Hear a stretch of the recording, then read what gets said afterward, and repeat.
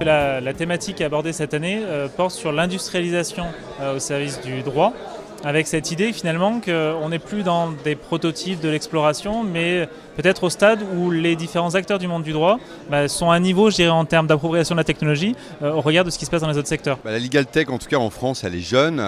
Moi, je marque souvent le point de départ au 1er juillet 2014, date de l'ouverture des données publiques françaises.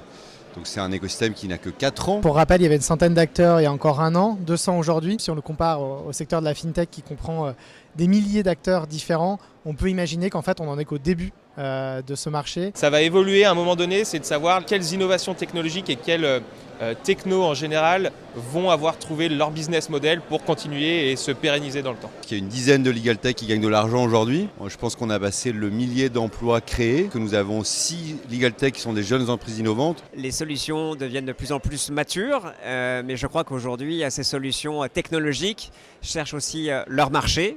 Et donc cherche à convaincre les avocats, les directions juridiques, les notaires. Je rencontre quotidiennement des directions juridiques et je me rends compte qu'en fait, elles n'ont absolument pas automatisé leurs process et qu'elles sont encore sur des process qui sont totalement manuels. Elles commencent à réfléchir à la digitalisation, mais je pense qu'il faudra au moins 5 ans avant qu'on arrive à maturité. Est-ce qu'il y a une maturité? J'aurais tendance à dire qu'on y touche et qu'on est maintenant dans une réflexion qui est plus une peur, une crainte vis-à-vis du numérique, mais plus une appropriation et une optimisation de ce que le numérique peut apporter à son activité. Dans 3 ans, on ne parlera plus de Legal Tech, mais que de légal.